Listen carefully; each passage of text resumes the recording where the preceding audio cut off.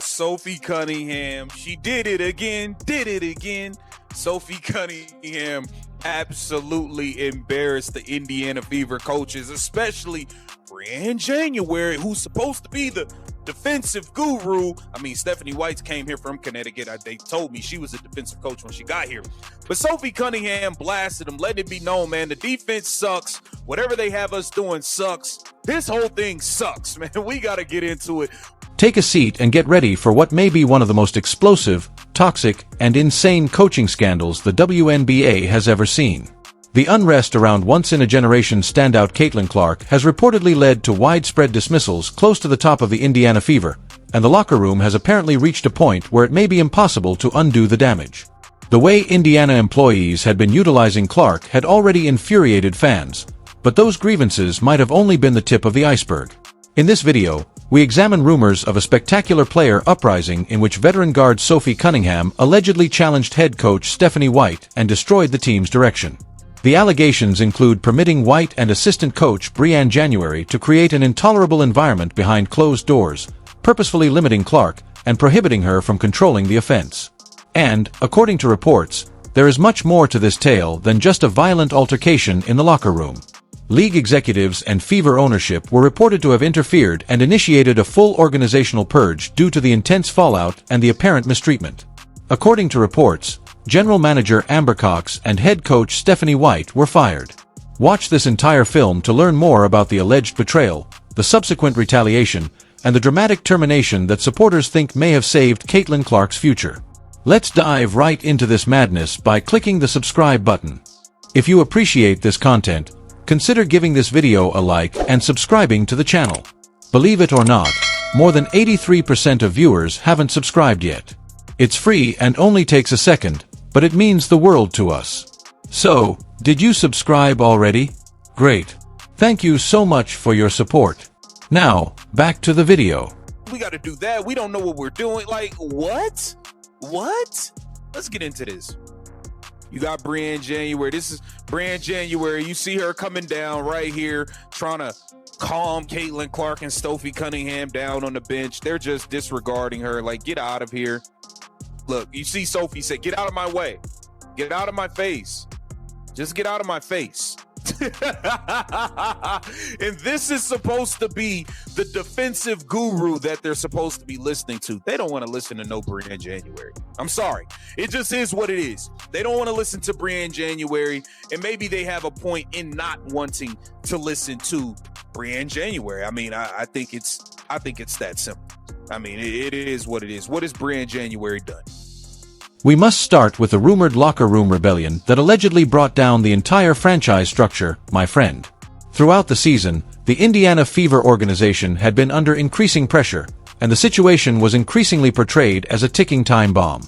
With an incredible 32-point effort against the Seattle Storm on July 29th and her fourth triple-double of her career against Portland on August 1st, when she finished with 26 points and 10 assists, Caitlin Clark continued to put on outstanding offensive performances.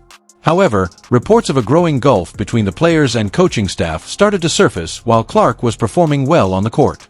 It seems that most people were unaware of how vicious the internal conflict had grown even back then. When Sophie Cunningham allegedly entered a private team meeting and revealed what she had been holding back, it all changed. The reports that are making the rounds claim that Cunningham publicly questioned the judgments made by assistant coach Briann January and Stephanie White, accusing them of failing Clark on almost every front.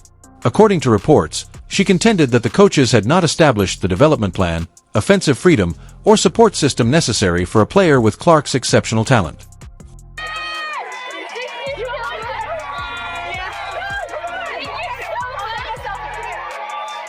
According to reports, the entire atmosphere in the room was altered by that clash. What may have begun as a challenging conversation about accountability and schemes soon turned into a direct challenge to the coaching staff's authority. According to reports, Cunningham brought the team's internal issues to light, making executives, coaches, and players face issues that had been developing covertly for months. According to reports, her message was straightforward. Even though Indiana had one of the most potent offensive players in basketball, the system was keeping them from controlling games completely. The disagreement could no longer be written off as typical annoyance following a challenging performance if those worries were publicly expressed. the franchise's direction, how its biggest star was treated, and whether the coaches were putting their personal power ahead of the team's chances of winning were purportedly the main points of contention. And I thought, we were in foul trouble a lot out here, so we didn't have consistent rotations. We put them to the free throw line. We turned the ball over, got them some easy looks. I think we're better offensively and defensively than we were at that point, finding our way. And so, I think we're both different teams than we were at that moment. But all the attention to detail it has got to be there. We got to take care of the ball. We got to make sure that we're disciplined in our defensive schemes, and we got to defend without fouling. What's your take on these anti-trans in women's sports rallies that have been following you guys in Seattle, Portland, and have been reported to come to the next stops in Minnesota? Yeah, look, I think, anytime there's peaceful protest, that's people's rights, certainly. I think, when we think about the WNBA in particular, we are an inclusive league. We're a league that The allegations that are being made are really unsettling, friend. Cunningham allegedly exposed a harsh interior truth, according to sources. Instead of changing her favored strategy and letting Caitlin Clark fully control the offense, Stephanie White would allegedly accept defeat. According to reports, Cunningham emphasized White's unclear play designs, rigid substitutions, and resistance to adapt, claiming that these choices were restricting rather than enabling the league's most important player. According to reports, she also chastised Brianne January for fostering and upholding that atmosphere, validating the claims made by fans for months that Indiana's own employees were undermining its best player. What was White's alleged reaction when one of her seasoned players challenged her? Did she acknowledge the worries? Did she change her mind about the offensive framework or make amends with Clark? Not at all, according to the accounts. White is said to have reacted angrily and opted for retaliation over reform. She apparently issued what amounted to a retaliatory ban rather than fixing the system. White allegedly shoved Clark and Cunningham away from team activities after a very emotional altercation and accused them of causing internal disruption only because they doubted her authority. According to purported recordings and whistleblower stories, the environment became so toxic that Clark and Cunningham were excluded from the team's trusted inner circle. It is what it is. The game plan's whack. All of this stuff is whack. Let's see what Stephanie White had to say about it. Addressing slippage, being able to really work, fine-tuning some details, and being able to add some things. Slippage specifically, what do you view as those areas? Well, there's always slippage. Certainly. I think execution defensively, I think execution offensively. Really, when it comes to details, you need reps. And so the opportunity to get reps is going to be important. This lady says a bunch of nothing. Oh, what the details? How about a better game plan from you and Brianne January? Aren't y'all supposed to be defensive gurus? Aren't y'all supposed to be defensive gurus, Stephanie White? What is the big holdup on y'all getting the defense together? I don't understand. I'm having a very difficult time understanding Stephanie White. Is this team where you expected them to be just on the learning curve defensively, or are they a little bit behind maybe where you expected? How would you gauge that side? Yeah, I don't know if there was a clear-cut expectation with so many new people. Certainly when you add new pieces different from what you had and new pieces that, some of them new to the league. Wait a minute. Wait a minute. Did this lady just say there was no expectation? There was no expectation? Are you serious? Expectation were important. Is this team where you expected them to be just on the learning curve defensively, or are they a little bit behind maybe where you expected? How would you gauge that side? Yeah, I don't know if there was a clear-cut expectation. According to reports, that was the point at which everything ultimately fell apart. Despite what they perceived as an authoritative attitude from the coaching staff, Clark stayed behind her teammate and refused to leave Cunningham. There were rumors that the locker room divided into rival factions. Two key players demanded a framework that would give the squad the best chance to succeed, while coaches battled to maintain their power. The front office could no longer pretend that nothing significant was going on behind closed doors after the purported plan to isolate them was made public. Additionally, a franchise cannot continue to mistreat a game-changing talent like Caitlin Clark without paying a heavy price in the end. The ownership of Fever was supposedly left with no other option due to the public response, the claimed threats of diminished positions, and the refusal to modernize the offense. Organizational leaders were reported to have acted quickly and dramatically after observing enough disorder. According to reports, Stephanie White, the head coach who led Indiana to the 2015 WNBA championships, was fired. That was not the end of the adjustments. As part of the broad response, Amber Cox, who had only taken over as general manager in October 2024, was allegedly fired. We agree to disagree. We're able to have difficult conversations. We're able to support one another, and we're able to still go out and work for a common good. And, I think sport is a leader in that way. I think athletics is a leader in that way. We don't all have to believe the same things in order to pull together, in order to support one another. And in that way, I wish that society was a lot more like athletics. And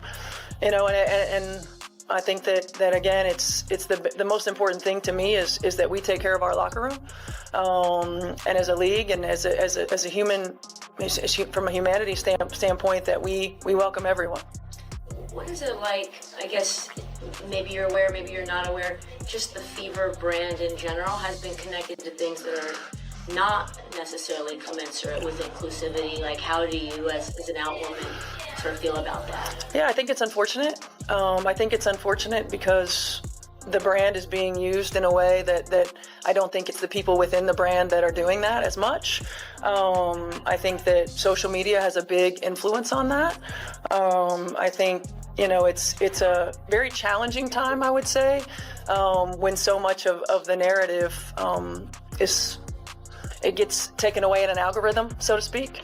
And then that's what we're discussing, and that's what we're talking about. And it's the nature of the beast of where we are right now with social media and with algorithms and with bots and with all of those things, which is why the interpersonal communication, the connecting, is so important.